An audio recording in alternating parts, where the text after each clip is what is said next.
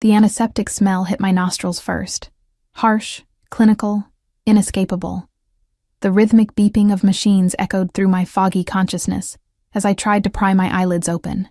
They felt impossibly heavy, like they'd been sewn shut. A dull ache radiated from somewhere in my abdomen, spreading outward with each shallow breath I managed to take. "Ms. Rivera, can you hear me?"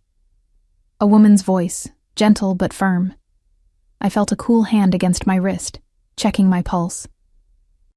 I struggled to speak, my throat sandpaper dry. "Water," I managed to croak. "Of course," she replied, and moments later, I felt the blessed relief of a straw against my cracked lips. As I sipped, fragments of memory began to assemble themselves. The gallery opening, my paintings, the celebration afterward. Then rain, screeching tires, shattering glass, pain. So much pain. "You were in an accident," the nurse explained, as if reading my scattered thoughts. "You've been unconscious for 2 days. You're at Mercy General. 2 days. My art show, everything I'd worked toward for years, was now a blurry memory, overshadowed by whatever had landed me here. I tried to move, but winced as pain shot through my body. "Try not to move too much," she cautioned. "You have 3 broken ribs, a ruptured spleen they had to remove, and a concussion. You're lucky to be alive, Ms. Rivera." Lucky. The word echoed hollowly in my mind as I took stock of my broken body. My entire life savings had gone into that gallery showing. I had no health insurance, no family to call. The modest sales from my artwork would now vanish into the black hole of medical bills. "Is there someone we can contact for you?" the nurse asked, her face swimming into focus as my vision cleared. Her name tag read, Ellen. She had kind eyes, the crinkled corners suggesting she smiled often.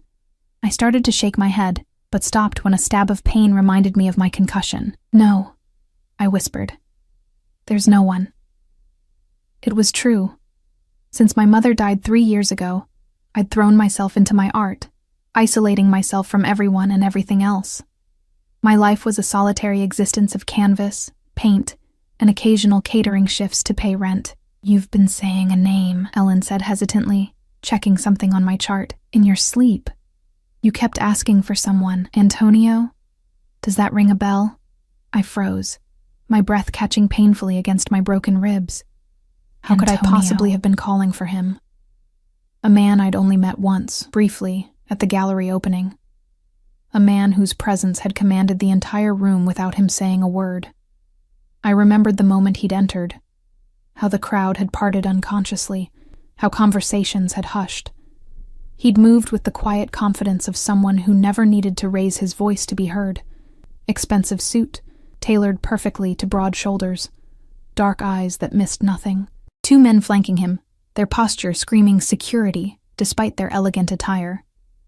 The gallery owner had rushed to greet him, fawning with a nervous energy I hadn't understood at the time. "Mr. Russo, what an unexpected honor. Are you interested in contemporary art?" "I'm interested in beauty," he'd replied, his voice a low rumble that had somehow carried across the room to where I stood, frozen beside my largest painting. His eyes had found mine then. A moment of connection that had sent an inexplicable shiver down my spine. Throughout the evening, I'd felt his gaze return to me, even as wealthy patrons surrounded him, even as he purchased 3 of my paintings without negotiating the price. Later, as the crowd thinned, he'd approached me, his security maintaining a respectful distance. "Your work speaks of pain," he'd said, no introduction, no small talk. "But there's strength in it too, resilience." I'd been caught off guard, both by his directness and his insight. Most people saw only the vibrant colors in my work, not the darkness beneath. "That's perceptive of you," I'd managed. "I recognize what I understand." His eyes had held mine, and for a moment, I'd felt exposed, as if he could see past my careful facade to the struggles I hid from the world. "Your use of shadow and light, it's not technical skill alone, it's lived experience." When he'd extended his hand, I'd taken it without thinking. Antonio Russo. His hand had been warm, his grip firm, but not overwhelming. "Sofia Rivera," I'd replied.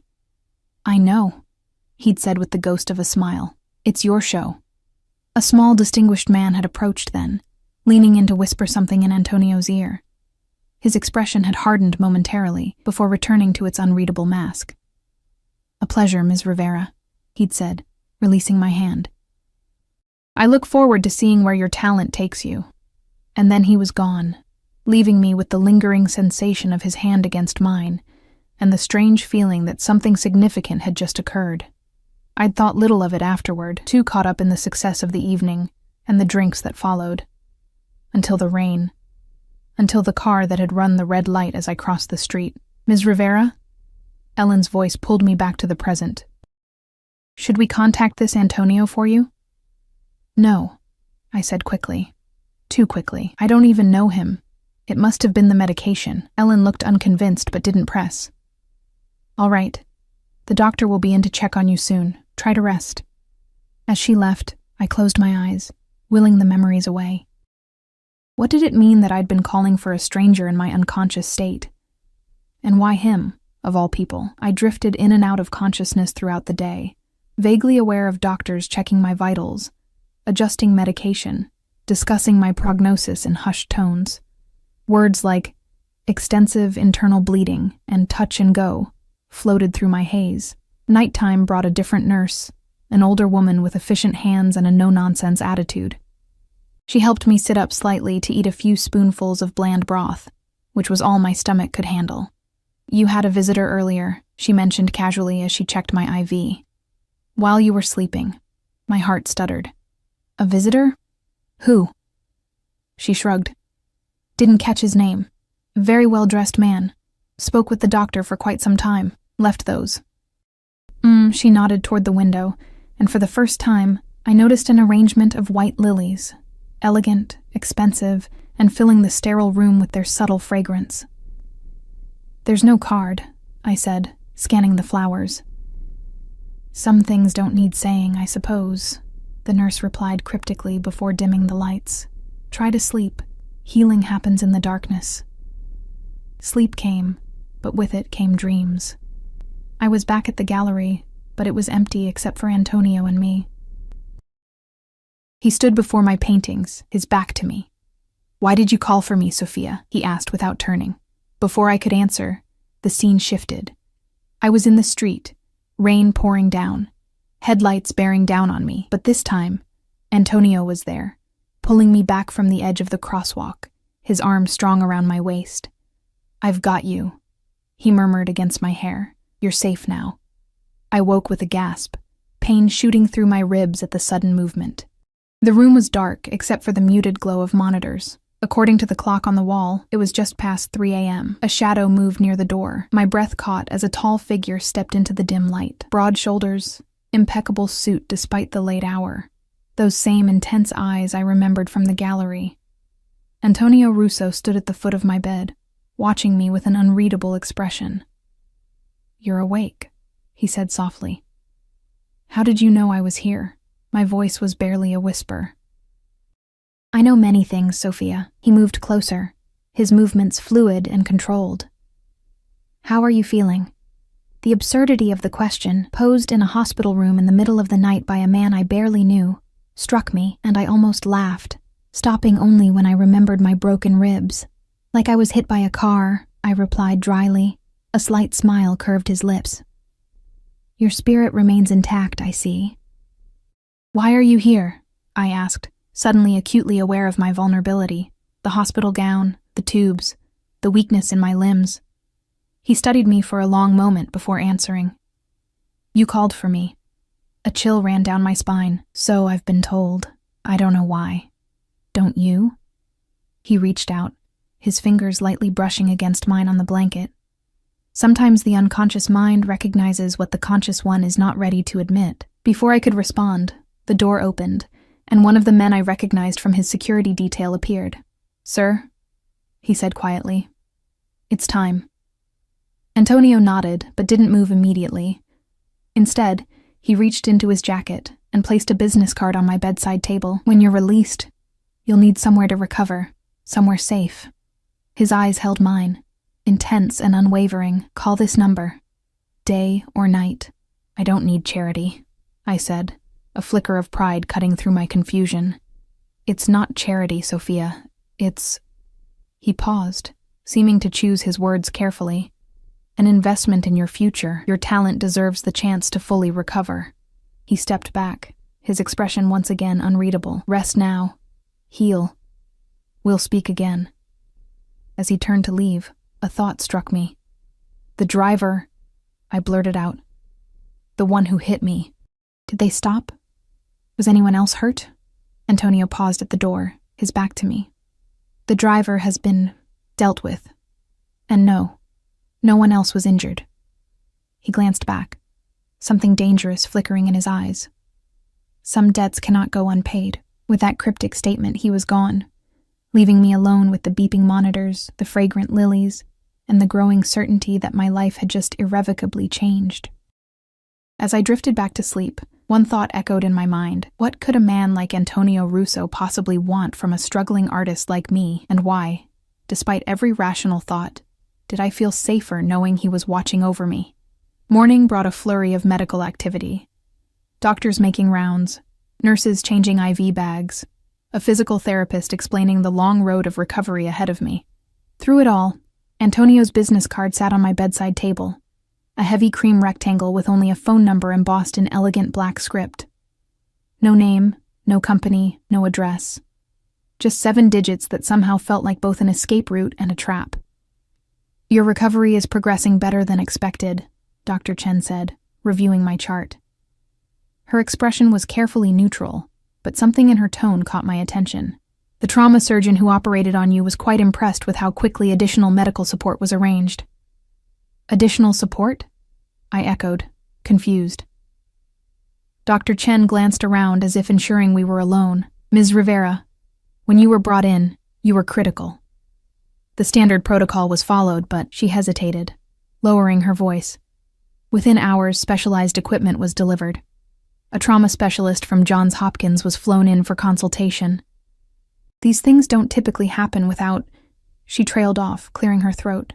Well, let's just say you've had excellent care. A chill ran through me as I processed her words. Antonio had done this, arranged specialized treatment, brought in experts. But why? And how much power did one man need to have to make such things happen overnight? When can I leave? I asked, suddenly feeling trapped within these walls. Not for at least another week, Dr. Chen replied firmly. Your injuries were severe. You need time to stabilize before even considering discharge. A week confined to this bed, with my thoughts and questions spiraling around me. A week to decide whether to call the number on that card once I was released. The day passed slowly. I dozed, watched mindless television, and tried to ignore the dull, persistent pain that medication only partially dulled. In the afternoon, Ellen returned for her shift.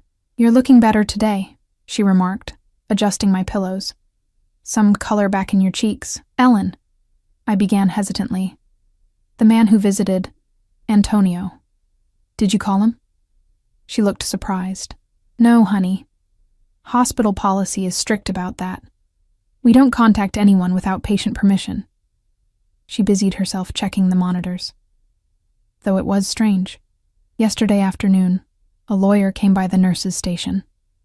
Very serious, very formal, said he represented Mr. Russo and needed updates on your condition. She shook her head. Of course, we couldn't give patient information to a third party, but he left contact details for when Ms. Rivera is ready to discuss her care arrangements. Care arrangements. The phrase hung in the air between us. There's something else, Ellen added, her voice dropping to a whisper. There's a man in the waiting area. Has been there since early this morning. Another one by the elevator. Well dressed, but they're not doctors or family of any patients. Security asked, and they said they were ensuring Ms. Rivera's privacy and comfort. My heart raced, setting off a warning beep from the monitor. Easy, Ellen soothed, patting my hand. I shouldn't have upset you. It's just... unusual is all. It's fine, I managed, forcing myself to breathe evenly. I'm just tired. After Ellen left, I lay back against the pillows, mind racing. Antonio wasn't just keeping tabs on me. He was having me guarded. But from what?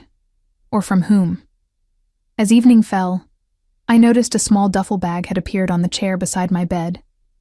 Inside, I found toiletries, a pair of soft pajamas, underwear in my exact size, and my sketchbook and charcoals from my apartment. A note was tucked inside. You mentioned once that you never go a day without drawing. I hadn't mentioned that to him. I hadn't mentioned much of anything during our brief interaction at the gallery, which meant he'd either researched me or had someone enter my apartment. Both possibilities sent a shiver down my spine, not entirely from fear. That night, I dreamed of hands. Strong hands pulling me from wreckage, gentle hands brushing hair from my face. Dangerous hands that had dealt with the driver who hit me. I woke breathless, the pain in my ribs sharp and insistent. The next few days established a routine. Physical therapy in the mornings, rest in the afternoons, and quiet evenings with my sketchbook. Antonio didn't return, but his presence remained, in the fresh flowers delivered daily, in the men who kept watch outside, in the specialized care I continued to receive. On the 5th day, I was permitted to walk the hallway. As I shuffled past the waiting area, leaning heavily on a walker, I saw him. One of Antonio's men, the one who had come to the door that night in my hospital room. Our eyes met briefly before he looked away, pretending to be engrossed in a magazine. I know you're watching me, I said, stopping before him. You can tell Antonio that if he has something to say, he should come say it himself. The man, younger than I'd initially thought, perhaps early 30s, looked startled at being addressed directly. He glanced around before responding. Mr. Russo is respecting your space, Ms. Rivera, he said quietly. He wished to ensure your comfort without imposing his presence. And who exactly are you? Marco, he replied. I'm Mr. Russo's associate. Well, Marco, I said, gripping my walker tightly as pain flared in my abdomen. You can tell your boss that having strangers monitor my every move isn't exactly comfortable. Marco stood, concern crossing his features as he noticed my pallor. You should return to your room. You're overexerting yourself. I'm fine, I insisted, though my legs had begun to shake with the effort of standing. Ms. Rivera, Marco said gently, Mr. Russo would be displeased if your recovery were compromised. Please. Something in his tone, a hint of genuine worry rather than mere obligation, made me relent. As I turned to shuffle back to my room, Marco spoke again. He asks about you, every hour, on the hour. A pause. I've never seen him so concerned about anyone. I didn't respond, but his words followed me back to my room, settling into my thoughts like stones in still water. That night, I couldn't sleep. Questions plagued me, spinning through my mind on endless loop. Who was Antonio Russo really? What did he want from me? Why had I called for him in my unconscious state? And most disturbing of all, why did I feel this inexplicable pull toward a man who clearly lived in a world of power and danger far removed from my own? Just after midnight, my phone rang, the hospital phone that had remained silent until now. Hello? I answered cautiously. Sophia. His voice, low and resonant, sent an involuntary shiver through me. I'm told you spoke with Marco today. And of course he knew. I did. And that you're pushing yourself too hard in physical therapy. I bristled at that. I'm trying to recover, to get out of here. To what end, Sophia? His question cut through my defenses. Where will you go? Your apartment building doesn't have an elevator. You can't manage 4 flights of stairs in your condition. You can't work. Your medical bills. Stop, I interrupted, anger flaring hot and sudden. You don't know anything about me or my situation. A pause. I know that your mother died of cancer 3 years ago, leaving you alone except for a distant cousin in Arizona whom you rarely speak to. I know you work catering jobs to supplement your meager art sales. I know your landlord raised your rent last month, and you were considering moving before your gallery showing. I know the driver who hit you was texting his girlfriend and ran a red light at 40 miles per hour. His voice hardened. I know everything I need to know, Sophia. I clutched the phone tighter, my knuckles white. Why? Why go to all this trouble for someone you met once? The silence stretched so long I thought he might have hung up. Do you believe in fate, Sophia? He finally asked, his voice softer. No, I replied honestly. I believe in consequences, actions and reactions. Then consider this. The action was my seeing your paintings, seeing you at that gallery. Everything that has followed is simply the reaction. That's not an answer, I pressed. It's the only one I can offer right now. Another pause. You'll be discharged in 2 days. A decision will need to be made. The card on my bedside table seemed to grow heavier, more significant. And if I don't call that number, then my men will withdraw. The additional medical support will continue. That's already been arranged and paid for. You'll be free to struggle up those stairs to your apartment, alone. The way he said, alone, as if it were the most tragic state imaginable, struck a chord within me. Why did I call for you? I whispered, voicing the question that had haunted me since waking. When I was unconscious, why was it your name on my lips? I heard him inhale slowly. Perhaps because on some level, you recognized what I recognized the moment I saw you, Sophia. His voice dropped lower, intimate in the darkness of my room. That you and I are the same. I'm nothing like you, I protested automatically. Aren't you? A hint of amusement colored his tone. Survivor, fighter, someone who creates beauty from darkness. Someone who stands alone. His words resonated with uncomfortable truth. Before I could form a response, he continued. Rest now. We'll speak again when you're discharged. The line went dead, leaving me with only the rhythmic beeping of monitors and the weight of his words. The next morning brought an unexpected visitor, a severe-looking woman in her 50s, impeccably dressed in a tailored suit, her silver-streaked hair pulled into a tight bun. Ms. Rivera, she said, not bothering to introduce herself as she entered my room. I understand you'll be discharged tomorrow. Who are you? I asked, immediately wary. Francesca Vitale. I manage Mr. Russo's household affairs. She placed a sleek leather portfolio on the bed tray. These are the discharge arrangements. A private ambulance will transport you to the recovery facility. Your personal belongings have already been packed and will be stored securely until you're well enough to make more permanent arrangements. I stared at her in disbelief. Excuse me? I haven't agreed to any of this. Francesca raised a perfectly arched eyebrow. Mr. Russo seemed to think you'd be amenable. Well, Mr. Russo is mistaken, I replied, pushing the portfolio away. I make my own decisions. A flicker of what might have been respect crossed her features. I see. She straightened, adjusting her jacket. In that case, I'll leave these materials for your review. The offer stands until noon tomorrow. She turned to leave, then paused at the door. Ms. Rivera, I've worked for Antonio Russo for 15 years. In that time, I've never seen him extend this kind of consideration to anyone. I suggest you think carefully before rejecting it. After she left, I opened the portfolio, curiosity overcoming my indignation. Inside were photos of a beautiful modern building with extensive gardens, along with medical credentials for a full staff of private nurses and therapists. According to the documentation, I would have a private suite for the duration of recovery, with all medical expenses and living costs covered. It was tempting. So tempting it frightened me. The alternative was my fourth-floor walk-up, struggling alone through a painful recovery, draining what little savings I had on basic necessities while unable to work. But nothing came without strings, especially not from a man like Antonio Russo. That afternoon, I asked Ellen about him, trying to sound casual. That man who visited me, Antonio Russo. Do you know who he is? Ellen's expression changed subtly. I shouldn't gossip about visitors. Please, I pressed. I need to know.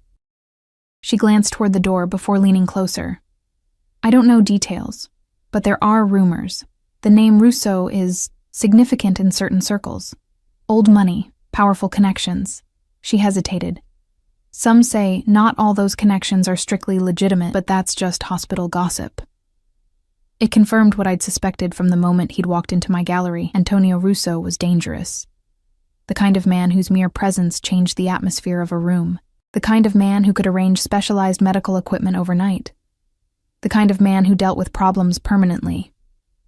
That night, I couldn't sleep again. I picked up my sketchbook, charcoal moving across paper almost of its own accord. Without conscious decision, Antonio's face emerged from the shadows. Those intense eyes, the strong line of his jaw, the subtle curve of his mouth that suggested he rarely smiled, but when he did, it meant something. I'd nearly finished the drawing when a soft knock came at my door. Marco entered, his expression grave. "Ms. Rivera," he said quietly, "there's been a situation. Mr. Russo believes it's best if you're moved tonight, rather than waiting for tomorrow's discharge." Alarm shot through me. What kind of situation? Marco's eyes shifted away. "It's just a precaution. The car is waiting downstairs. Dr. Chen has approved an early discharge." My instincts screamed danger. But from which direction? From whatever situation had prompted this midnight evacuation? Or from Antonio himself? "I haven't decided yet," I protested. "I haven't called the number." Marco's expression softened slightly. "Sometimes, Ms. Rivera, the decision is made for us by circumstances beyond our control." He gestured to the duffel bag, now repacked with my few possessions. "Please. Mr. Russo insists on your safety." As if to punctuate his words, the hallway lights flickered momentarily. In the distance, I heard raised voices and hurried footsteps. I looked down at the sketch in my lap. Antonio's face staring back at me with an intensity that seemed to transcend paper and charcoal. Then, I looked at Marco, at the concern evident in his eyes, at the hand he now extended toward me. "All right," I said, closing my sketchbook. "I'll go." The journey from hospital to sanctuary passed in a blur of pain medication and anxiety. Marco helped me into a wheelchair. A nurse quickly disconnected my IV, and suddenly I was being whisked through back corridors of the hospital, avoiding the main exits. The sleek black SUV waiting at a service entrance had windows so darkly tinted they were nearly opaque. Two men I hadn't seen before flanked the vehicle, their watchful eyes scanning the surroundings continuously. "What's happening?" I asked Marco, as he carefully helped me into the back seat. "Why all the secrecy?" "Mr. Russo prefers to be cautious," he replied, his tone revealing nothing as he slid in beside me.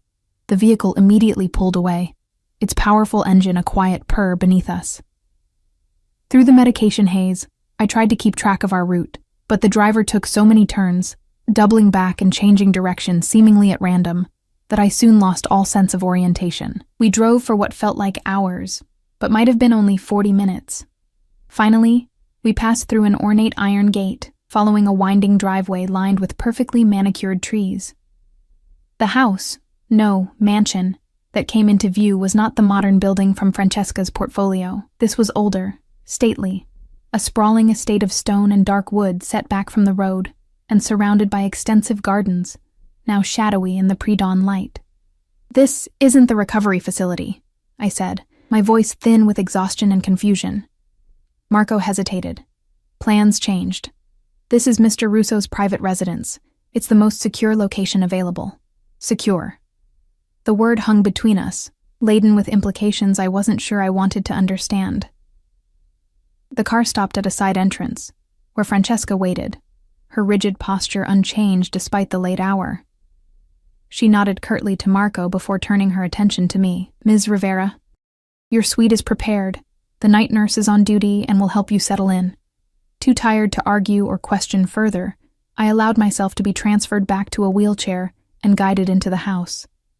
The interior was as impressive as the exterior.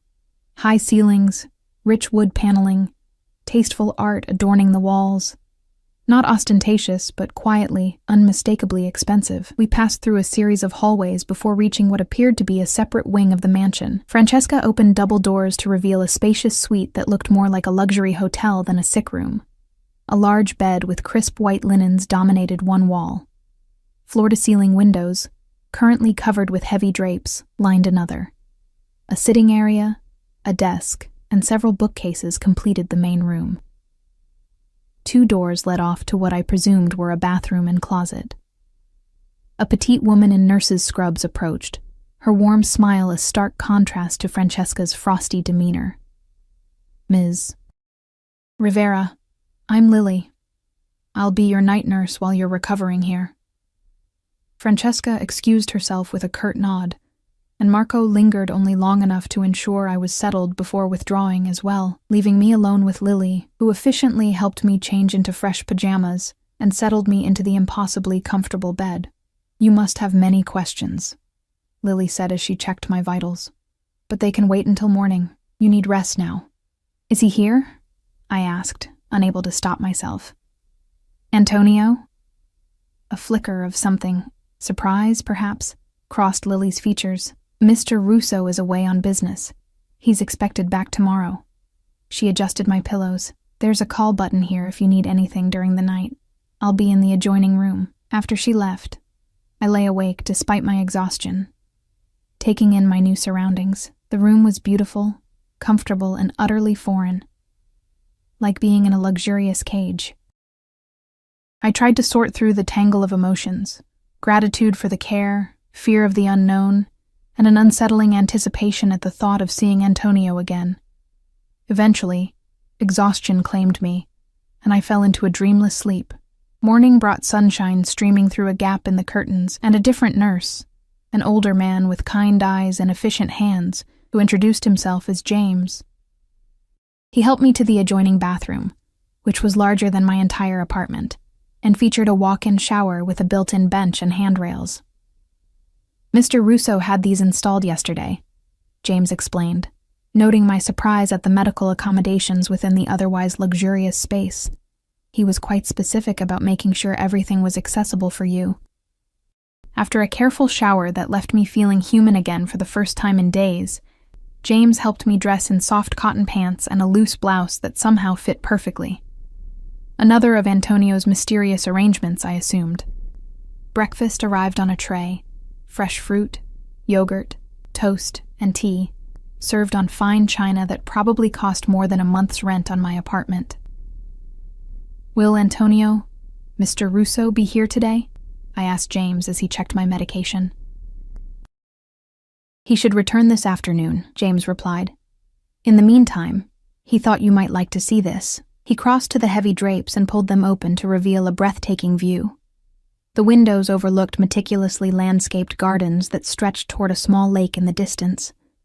The morning sun glinted off the water, and a stone path wound through flower beds and sculpted hedges. "Once you've rested this morning, we could try a short walk in the garden," James suggested. "Fresh air would do you good, and Dr. Whitman, your new physician, will be here at noon to assess your progress." The morning passed in a haze of medical examinations and cautious physical therapy. Dr. Whitman, a distinguished older man with silver hair and a gentle manner, seemed impressed with my progress.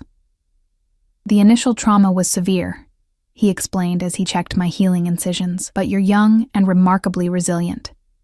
With proper care and rehabilitation, I expect a full recovery within 2 to 3 months.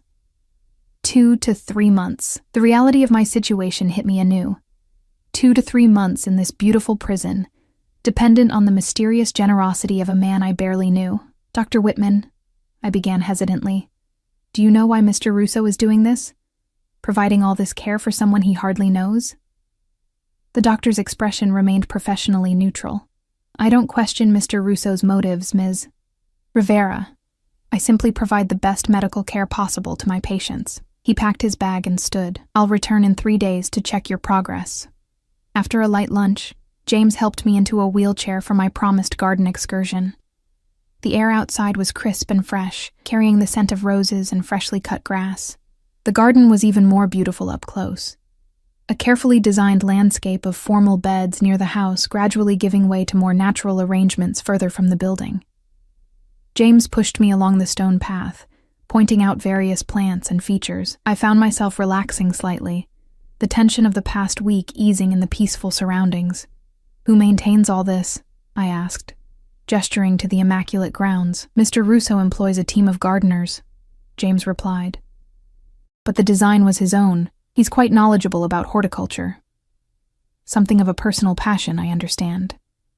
It was a strangely humanizing detail about a man who had seemed so detached and mysterious. I tried to picture Antonio Russo planning flower beds and selecting plantings, his hands in the earth instead of directing his empire from afar. As we rounded a bend in the path, a structure came into view near the lake, a glass-walled studio, sunlight streaming through its transparent walls. "What's that building?" I asked, intrigued by its modern design, so different from the main house. James hesitated. "That's Mr. Russo's private retreat. He doesn't allow visitors there." I studied the distant structure. Curiosity piqued. What would a man like Antonio Russo need to retreat from? And what did he do in that solitary glass box? We had turned back toward the house when I spotted a car approaching on the driveway. A sleek black sedan, different from the SUV that had brought me here. "Mr. Russo has returned," James remarked, noticing the direction of my gaze. My heart rate quickened, betraying an anticipation I didn't want to acknowledge. James must have sensed my sudden tension. "Perhaps we should return to your suite," he suggested. "You shouldn't overexert yourself on your first day." But it was too late for retreat. The sedan had stopped, and Antonio emerged, speaking briefly to the driver before turning toward us. Even at a distance, his presence was commanding. Tall, broad-shouldered, immaculately dressed in a dark suit. He said something to another man who had exited the car behind him, then started walking in our direction, his stride purposeful. I straightened in the wheelchair, suddenly acutely aware of my casual clothes, my hair still damp from the shower, my face free of makeup. James had stopped pushing, waiting respectfully as Antonio approached. When he reached us, Antonio's dark eyes found mine immediately, assessing, searching for something I couldn't name. "Sophia," he said, my name somehow different in his voice. "You're looking better." "Hard not to, compared to a hospital bed," I replied, aiming for lightness but hearing the tension in my own voice. A ghost of a smile touched his lips. "Indeed." He turned to James. "I'll take Ms. Rivera from here. You're relieved for the afternoon." James nodded and stepped away from the wheelchair. "Don't forget your medication at 4, Ms. Rivera," he said, before walking back toward the house. Antonio moved behind me, taking the handles of the wheelchair with a casual confidence that suggested he was not unaccustomed to the task. "Do you mind?" he asked, already beginning to push me along the path, this time toward the lake rather than the house. Would it matter if I did? The question slipped out before I could censor it. He stopped, coming around to face me. "Yes," he said simply. "It would." Something in his direct gaze made me believe him. I nodded, and he resumed our journey, guiding the wheelchair along the path with surprising gentleness. We moved in silence for a while, the only sounds the crunch of gravel beneath the wheels and distant bird song. Finally he spoke. "The situation at the hospital," he began, "has been resolved. But it confirmed my suspicion that you weren't safe there." "What exactly was this situation?" I asked. Marco wouldn't tell me. Antonio was quiet for a moment, as if weighing how much to share. "There are people who would use anyone connected to me as leverage," he said finally. "Someone became aware of my interest in your welfare. A chill ran through me despite the warm sunshine. Connected to you? I barely know you." He stopped the wheelchair at a small pavilion overlooking the lake. Coming around to face me again, he crouched down, bringing himself to my eye level, a gesture that felt both intimate and surprisingly respectful. "Perception creates its own reality, Sophia," he said quietly. "The moment I visited you in that hospital room, the moment I arranged for your care, a connection was established in the eyes of certain individuals. Whether we acknowledge it or not is irrelevant. So I'm in danger because of you," I said, the realization landing like a stone in still water. "You're safe because of me," he corrected, his gaze unwavering. "Here. In this house. Under my protection." "For how long?" I asked, the question encompassing far more than just my recovery period. "As long as necessary." He stood, moving to the railing of the pavilion, his back to me as he gazed out over the water. "I owe you that much." "You don't owe me anything," I insisted. "We met once briefly at my gallery opening. Why would you feel any obligation toward me?" He turned back, his expression unreadable. "The accident wasn't random, Sophia." My breath caught. "What do you mean?" "The driver who hit you, he was paid to do it." Antonio's voice had hardened, a dangerous edge beneath the controlled surface. "It was meant as a message to me." "I don't understand," I said, my mind reeling. "Why would anyone—" "Because I showed interest in you," he interrupted. "Because for the first time in years, I allowed myself to be seen caring about something, someone." He ran a hand through his dark hair, a rare gesture of agitation. "It was my fault. I was careless." I struggled to process his words. You're saying I was hit by a car because you bought some paintings at my gallery? A bitter smile touched his lips. My world operates by different rules, Sophia. Any perceived attachment becomes a vulnerability to be exploited. He moved closer again, his eyes intent on mine. I never intended to drag you into this life. After the gallery, I meant to keep my distance. But then I received that call from the hospital. What call? I asked, confused. You don't remember, he said. Not a question, but a statement. You were barely conscious. You'd lost so much blood the doctors weren't certain you'd survive the night. Something raw flashed in his eyes. Somehow you got hold of a nurse's phone. You called my private number, a number that had never been given to you. You said my name, and that you needed me. Then you lost consciousness again. I stared at him in disbelief. That's impossible. I couldn't have known your number, and yet you did. He held my gaze, intensity radiating from him in almost palpable waves. Some connections transcend explanation, Sophia. The implication hung in the air between us. Something mystical, fated, beyond rational understanding. But I'd never believed in destiny or supernatural bonds. There must be a logical explanation, I insisted. Maybe I heard your number somewhere at the gallery. Maybe. Does the explanation matter? He cut in. Whatever the reason, you called. I came, and now we're here. Put that way, it seemed simple.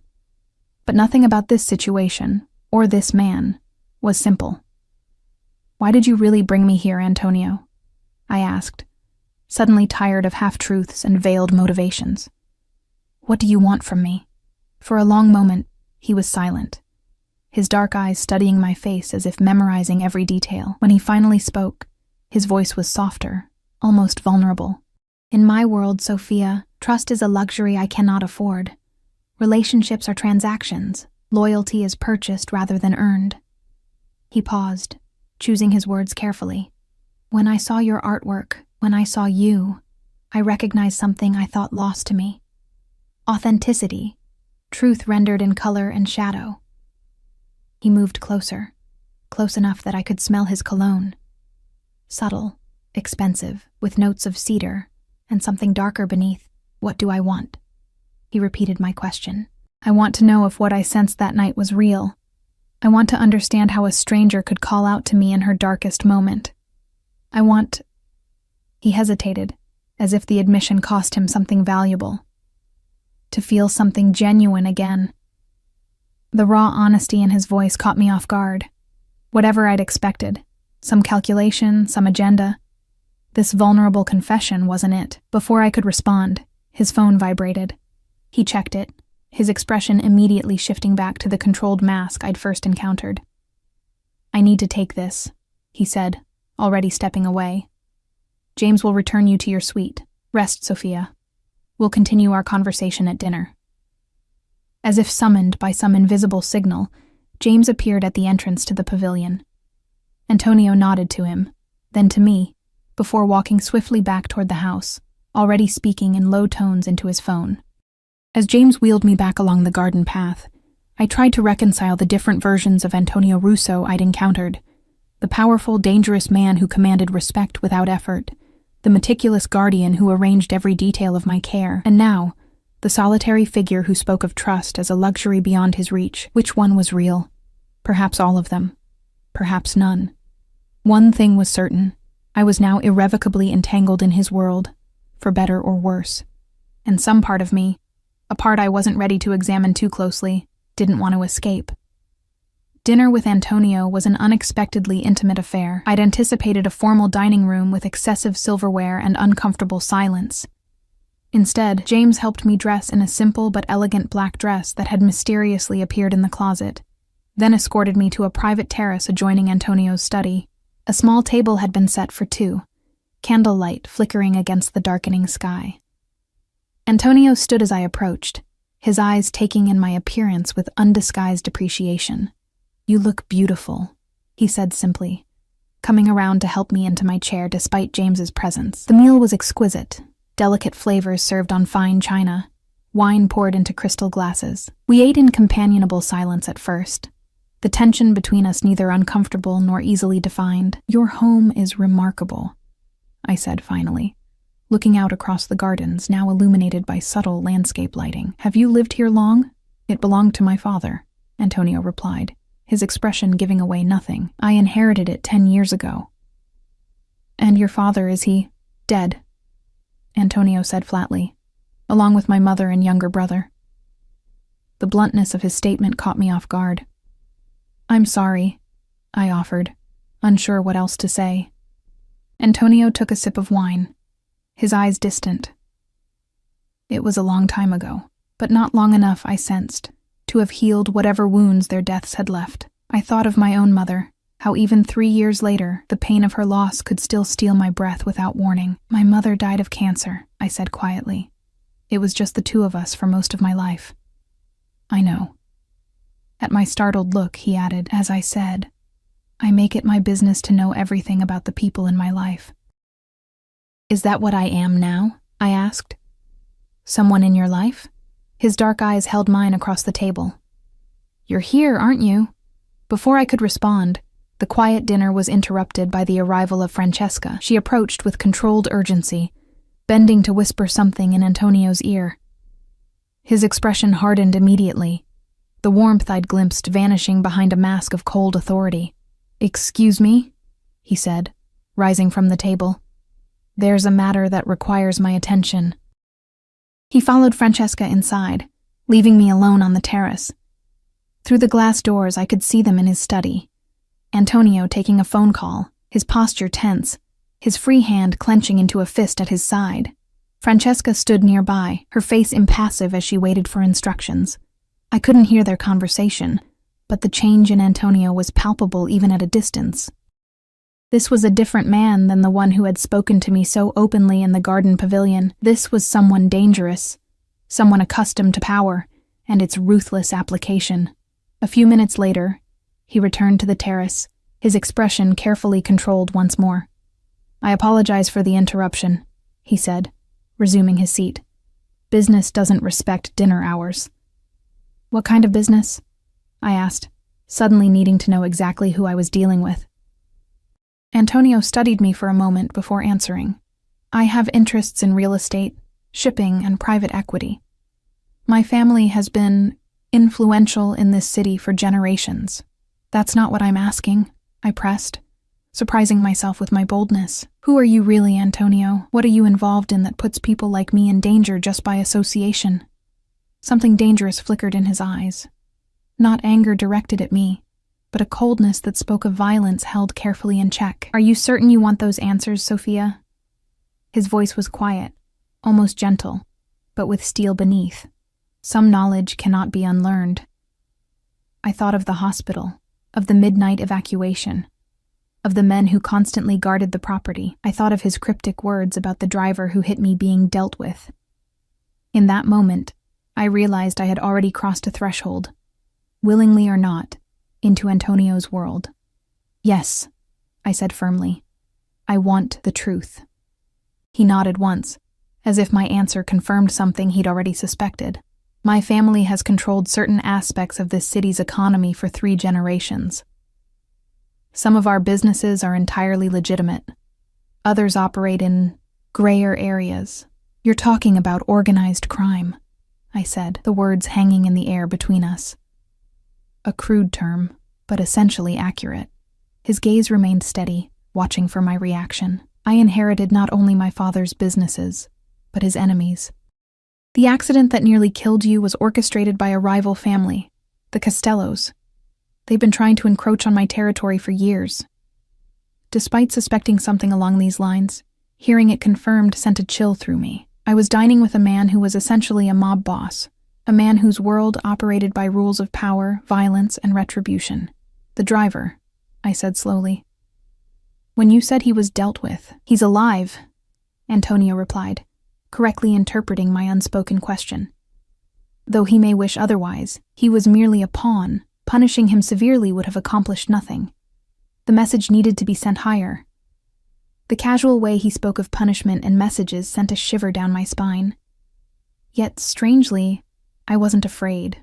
Not for myself, at least. Something about Antonio's presence conveyed absolute certainty that he would never harm me. Why tell me all this?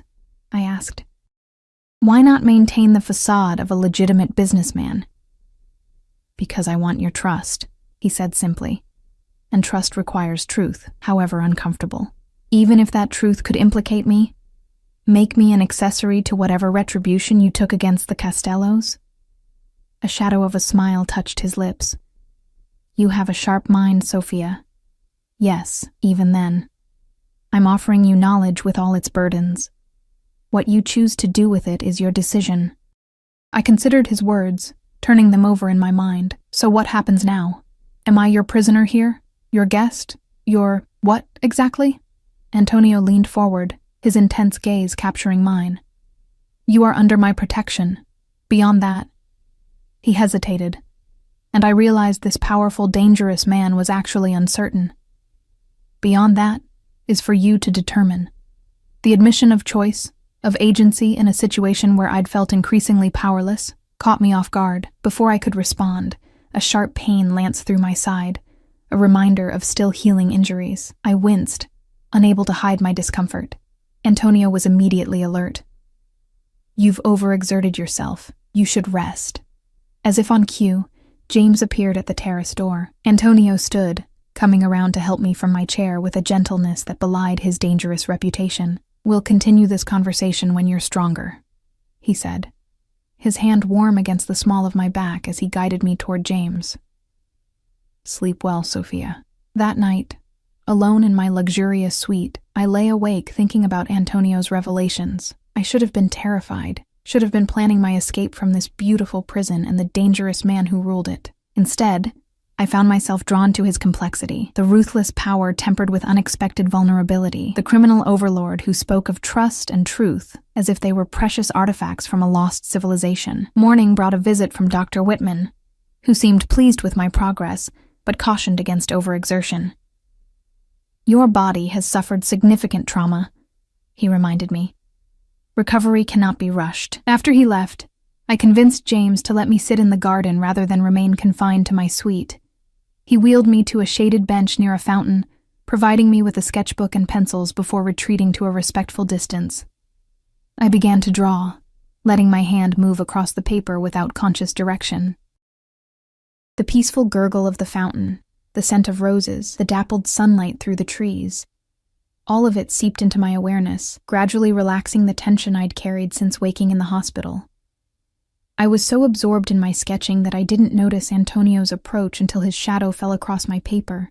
I looked up, startled, to find him standing before me, dressed more casually than I'd seen before, in dark trousers and a white shirt, sleeves rolled up to reveal strong forearms. You're talented, he said, nodding toward my sketch, which I realized with a start was a detailed rendering of the glass studio by the lake. Thank you, I replied, suddenly self-conscious. Your garden is inspiring. May I? He gestured to the space beside me on the bench.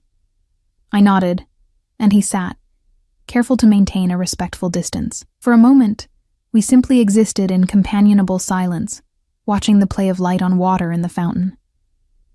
I've been thinking about our conversation last night, he said finally. About what happens next. I turned to face him, struck again by the intensity of his dark eyes, the controlled power in his posture.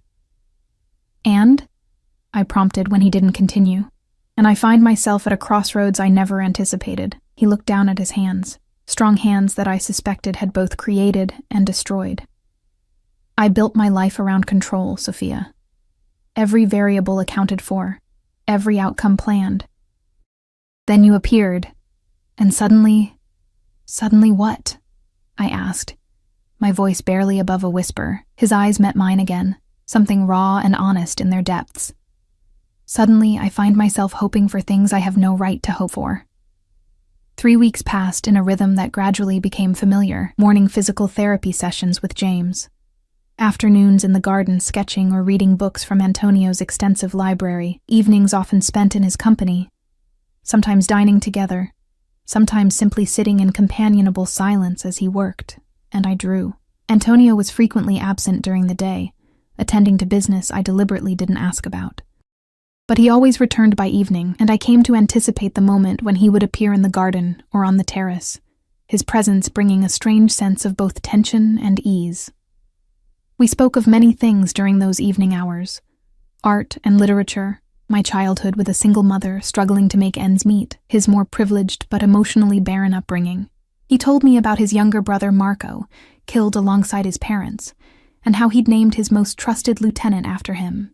He described his father's unyielding expectations, his mother's distant elegance. I shared stories of my mother's warmth, her encouragement of my artistic pursuits despite our financial struggles, her slow decline as cancer consumed her. What we didn't discuss was the growing connection between us, the way his hand would linger when helping me stand, the way I found myself sketching his face from memory when alone, the charged silence that sometimes fell between us, heavy with unspoken possibilities. Nor did we discuss the future, what would happen when I was fully healed, whether I would return to my old life or if such a return was even possible. The danger from the Costellos remained unresolved, hovering like a storm cloud on the horizon of our fragile peace. On the morning marking 1 month since the accident, Dr. Whitman declared me well enough to move without the wheelchair. "Short distances only," he cautioned, "and always with someone nearby in case you need support." That evening, I was sitting in what had become my usual spot in the garden when Antonio appeared, a bottle of champagne and 2 glasses in his hands. "James told me the good news," he said, settling beside me on the bench. "I thought we might celebrate your progress." He poured the champagne with elegant efficiency, handing me a flute of the sparkling liquid. Our fingers brushed in the exchange, sending a now familiar warmth through me. "To healing," he said, raising his glass. "To healing," I echoed, though we both knew we were talking about more than just my physical recovery. We sipped in comfortable silence, watching as the setting sun painted the garden in shades of gold and amber. When Antonio spoke again, his voice was softer than usual, almost hesitant. "I've been thinking about your artwork, Sophia. The pieces I purchased from your gallery showing—" "What about them?" I asked, curious about this unexpected topic. "They're extraordinary, raw and honest in a way that's rare." He turned to face me fully. "You shouldn't be working catering jobs to survive. Your talent deserves recognition." I laughed softly, without humor. "The struggling artist is a cliché for a reason, Antonio. Talent doesn't pay the bills." "It could," he said simply. "I have connections in the art world, legitimate ones," he added with a hint of wry amusement. "One call from me to the right people, and you'd have exhibitions in galleries across the country." I stiffened, placing my glass carefully on the bench between us. "I don't want your charity or your influence. My work should stand on its own merits." "It would," he insisted. "I wouldn't be suggesting this otherwise. All I'd be doing is opening doors. Your talent would do the rest." "And what would you want in return?" I challenged, suddenly wary. "Everything has a price in your world, doesn't it?" A flash of hurt crossed his face before his expression shuddered. "Is that what you think of me still? That every gesture is a transaction?" Shame washed through me at the genuine pain in his voice. After a month in his home, experiencing his care and protection, I should have known better. "No," I admitted quietly. "That's not what I think. I'm sorry." He was silent for a long moment, staring out at the darkening garden. "When this began," he said finally, "when I received that call from the hospital, I told myself I was acting out of obligation, that I owed you protection because my enemies had targeted you to get to me." He turned back to me, his dark eyes intense in the fading light. "But that was a lie I told myself, Sophia. The truth is far simpler and far more complicated. From the moment I saw you at that gallery, standing beside your paintings with defiance and vulnerability in equal measure, I was drawn to you in a way I've never experienced." My breath caught at his confession. "Antonio, let me finish," he said gently. "I've spent my life building walls, Sophia, protecting myself, my business, my people.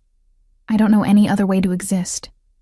But with you—" He reached out slowly, giving me time to pull away, and when I didn't, he brushed his fingers lightly against my cheek.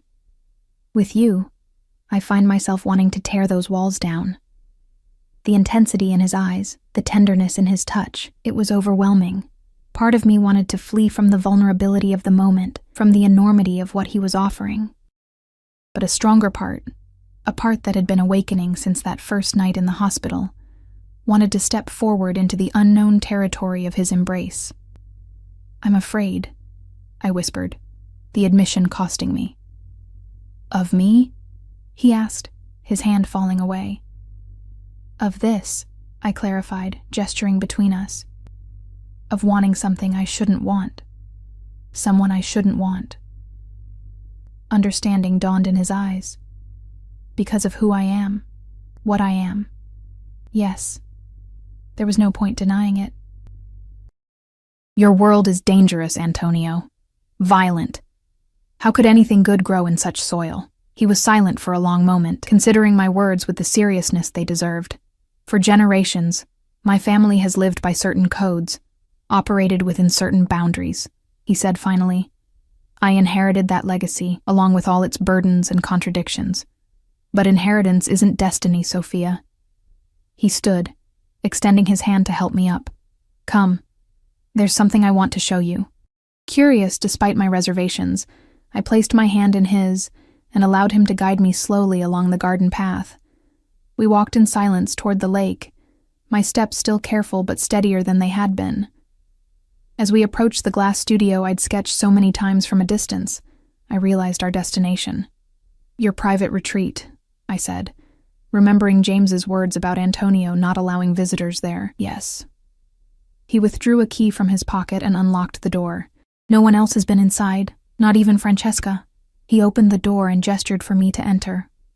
Stepping inside, I froze in astonishment. The space was filled with light and color. Not the office or meditation space I'd imagined, but an artist's studio. Easels held half-completed canvases. Shelves lined one wall, stocked with paints, brushes, and other supplies. A large work table occupied the center of the room, scattered with sketches and reference materials. "You're an artist," I breathed, turning to him in wonder.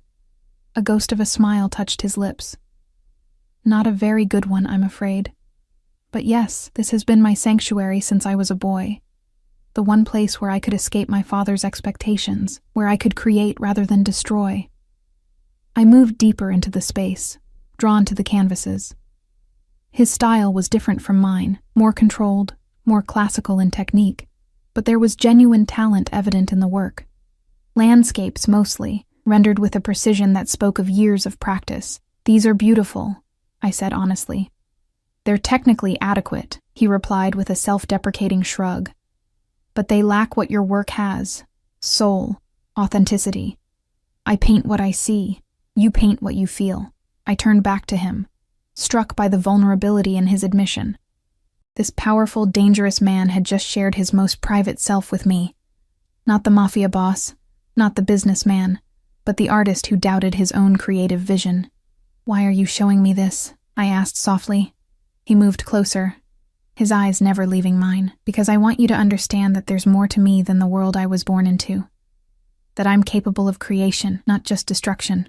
His voice dropped lower, intimate in the quiet space. "Because I'm offering you a choice, Sophia." "What choice?" My heart thundered in my chest, already knowing the answer. "Stay," he said simply.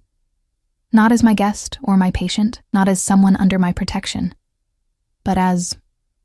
He hesitated, searching for the right words. "As my partner, in whatever form that might take." The magnitude of what he was offering, not just a relationship, but entry into his closely guarded private life, left me breathless. "And if I say no, if I choose to leave, then you leave," he said, though I could see the cost of those words in his eyes. "I'll ensure you're set up comfortably, safely, away from any danger associated with me.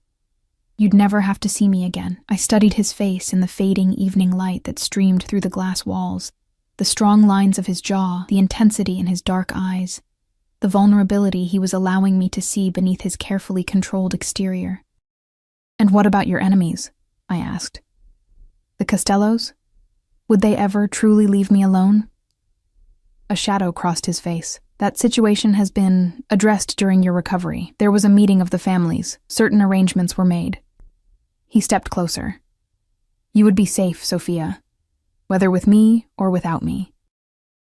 The implication of his words, that he had negotiated some kind of peace, potentially at great cost to himself, to ensure my safety regardless of my choice, struck me deeply. This was no small gesture from a man in his position. "And if I stay?" I whispered. "If you stay," he said softly, reaching out to take my hands in his. "We build something new together, something that honors who we both are, without erasing our pasts or pretending the complications don't exist." His thumbs traced gentle patterns on my palms. "I can't promise you a perfect life, Sophia. My world will always have elements of danger, of compromise. But I can promise you this, with you, I want to be a better man than I was made to be." In that moment, looking into his eyes, I saw the truth of his words. This was a man capable of violence and ruthlessness, yes, but also of tenderness, of growth, of love. A man fighting against the destiny that had been laid out for him since birth, reaching for something more. And I realized that I, too, was reaching for something more. The safe, solitary life I'd built for myself after my mother's death, was that really living, or just surviving? Slowly, deliberately, I closed the distance between us. "I want to stay," I said, my voice stronger than I expected. "Not because I need your protection or your connections, but because when I'm with you, I feel more alive than I've felt in years." The tension in his shoulders eased, relief washing across his features. He raised one hand to cup my cheek, his touch gentle but sure. "Sophia," he murmured, my name a promise on his lips. When he kissed me, it was tender at first, a question, an offering. But as I responded, sliding my arms around his neck, the kiss deepened, years of restraint and loneliness falling away as we held each other in the fading light.